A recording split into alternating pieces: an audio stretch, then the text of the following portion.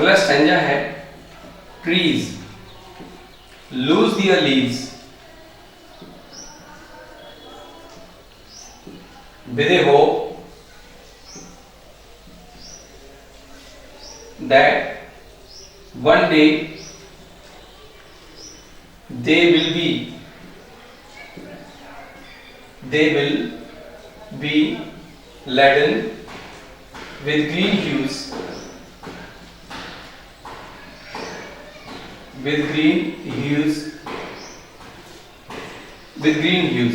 ये सिंपल सा स्टैंजा है, बहुत सिंपल स्टैंजा है। देखेंगे कि पेड़ जो है लूज माने खो देना, ओके। लीव्स यानी होती है पत्तियां, विद ए होप उम्मीद दैट वन डे एक दिन they will be laden. Laden माने होता है लदना, बोले तो एनरिच होना, ENRICH। ग्रीन यानी हरा और ह्यूज यानी होते हैं कलर्स, ओके। तो पॉइंट क्या कहना चाहते हैं? पॉइंट सिंपल, पहले देखो सबसे पहले तो होप बताया कि इंसान के अंदर किस तरह से होप काम करती है। अगले स्टेंजा में उन्होंने बताया कि किस तरीके से एक पक्षी उम्मीद के तहत अपनी एक्टिविटी करता है। अगले स्टेंजा में आपने देखा कि एक कली किस तरीके से ब्रांच पर ठहरी रहती है और खिलती है। और आज हम अब जो अगला स्टेंजा हम पढ़ने वाले हैं वो अगले स्टेंजा है कि होप किस तरीके से एक पेड़ को, एक पेड़ जो पेड़ होते हैं, ट्रीज होते हैं, वो किस तरीके से होप के अंदर वर्क करते हैं। तो देखो पेड़ अपनी पत्तियों को खो देते हैं, यानी कि अपनी पत्तियों को झड़ा देते हैं एक उम्मीद के साथ। और उन पेड़ों को क्या उम्मीद होती है कि एक दिन ऐसा आएगा दे विल बी लेडन, की वो लद जाएंगे किनसे? ग्रीन ह्यूज यानी हरे भरे रंग से। हरे भरे रंग का मतलब होता है पत्तियों से, फूलों से एक बार फिर से लद जाएंगे, फलों से लद जाएंगे। हरे भरे का मतलब ये नहीं है कि हर बार पेड़ों पर हरा ही रंग होता है, वैसे तो आपको पता है कि पत्तियां हरी ही होती हैं, लेकिन फल और फूल अलग अलग रंग के होते हैं। तो यहाँ पर विभिन्न रंगों से या विविध रंगों से फिर से वो भर जाएंगे। तो एक बार फिर से इस स्टैंजा को हिंदी में समझना कि पेड़ अपनी पत्तियों को पतझड़ के मौसम में, पेड़ अपनी पत्तियों को पतझड़ के मौसम में गिरा देते हैं। पेड़ अपनी पत्तियों को पतझड़ के मौसम में गिरा देते हैं क्योंकि उन्हें उम्मीद है कि एक दिन बसंत आएगी, और जब बसंत आएगी तो फिर से वो हरे भरे रंग से लद जाएंगे, यानी कि विविध रंगों से वो लद जाएंगे। इंग्लिश में समझिए। Here the poet represents the effect of hope on trees as well. Trees lose their leaves with an expectation, with a hope in autumn that spring will soon come, or spring will come soon and fill them with different colors, with green color. That's why they are in a hope that they will get new life after this death. इस मृत्यु के बाद उनको नया जीवन मिलेगा, इस तरह की उम्मीद रख करके वो आगे बढ़ते हैं। अब हम अपने नेक्स्ट स्टैंजा की ओर चलते हैं। देखिए वो स्टैंजा क्या है, बहुत सिंपल स्टैंजा है। Hope enlightens life's gloomy thoroughfares.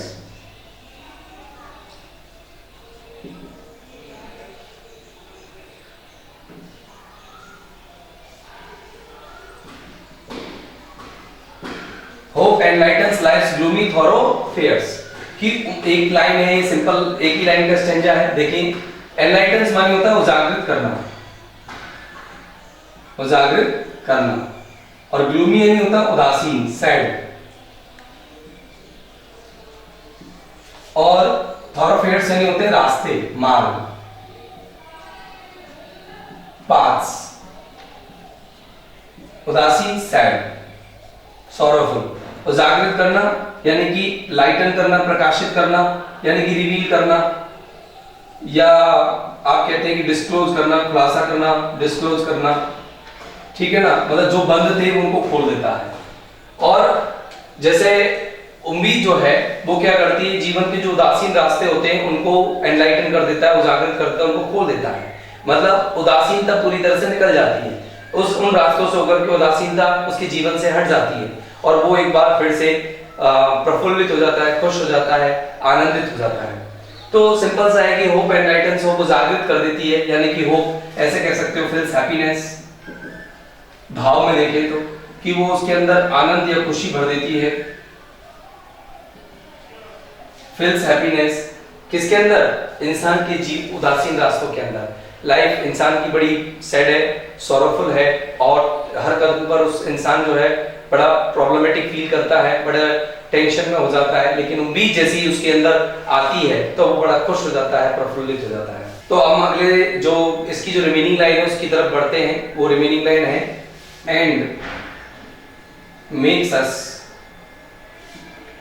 Feel freshness and warmth of the days ahead. Of the days ahead. और जब उम्मीद हमारे जीवन के उदासीन रास्तों में उजाला कर देती है तो ये हमें ताजगी और गर्मजोशी प्रदान करती है उन दिनों को जीने के लिए जो अभी हमारे सामने बचे हुए हैं।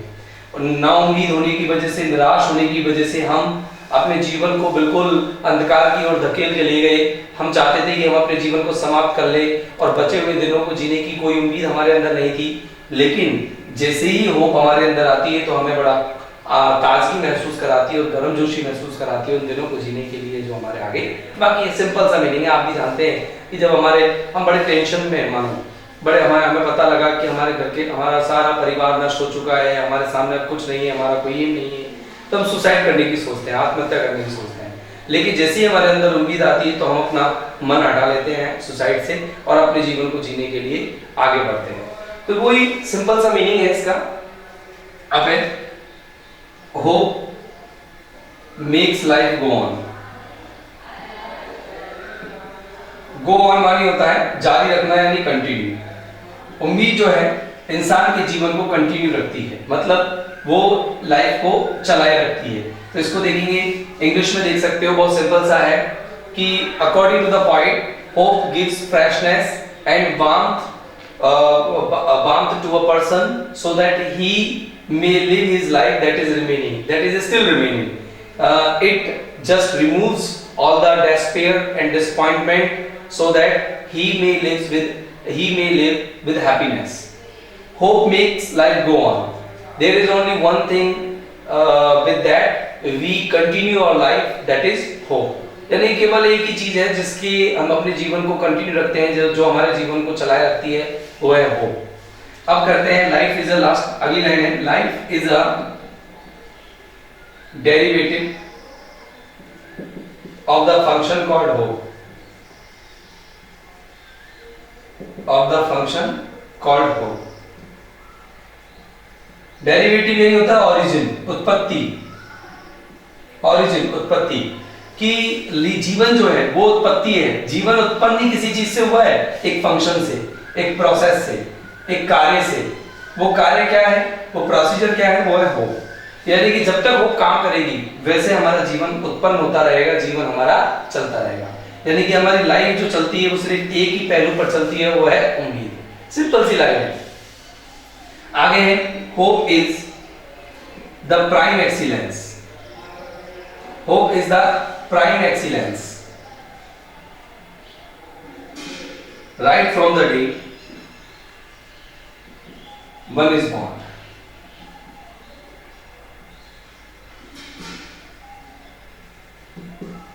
ये लास्ट टाइम।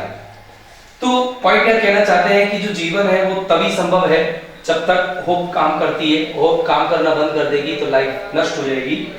होप जो है प्रमुख प्रधानता है, यानी कि जो सबसे प्रायर जो है, सबसे पहली चीज है, सबसे सुपीरियर चीज है लाइफ की, वो होप ही है। यानी कि सबसे प्रमुख प्रधानता इंसान के जीवन में जो रखती है वो उम्मीद ही रखती है राइट फ्रॉम द डेट। और ये उसी दिन से शुरू हो जाती है जब से इंसान का जन्म होता है। यानी कि किसी भी प्राणी का जन्म होता है, यहाँ इंसान की मतलब नहीं है, यहाँ सबसे मतलब है। किसी भी जीव का जन्म जब होता है तब से ही उम्मीद उसकी लाइफ में शुरू हो जाती है और तब तक बनी रहती है जब तक कि उसकी डेथ होती है। और उसी उम्मीद के चल, और डेथ भी तब होती है जब उसकी उम्मीद खत्म हो जाती है।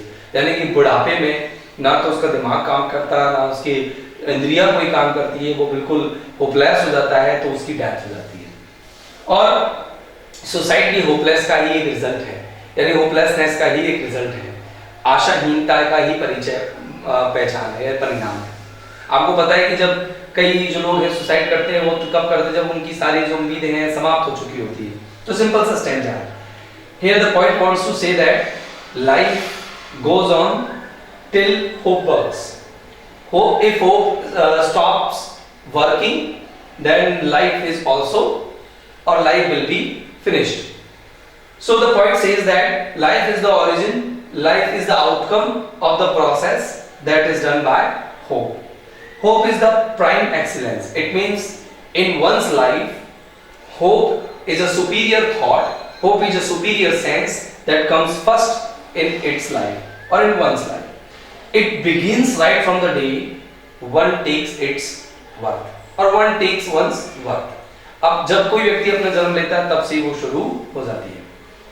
आई होप डियर फ्रेंड्स आपको ये पॉइंट समझ में आई होगी। अगर नहीं समझ में आई हो तो मुझे कमेंट बॉक्स में जरूर लिखना और एक बार मैं फिर पढ़ाऊंगा।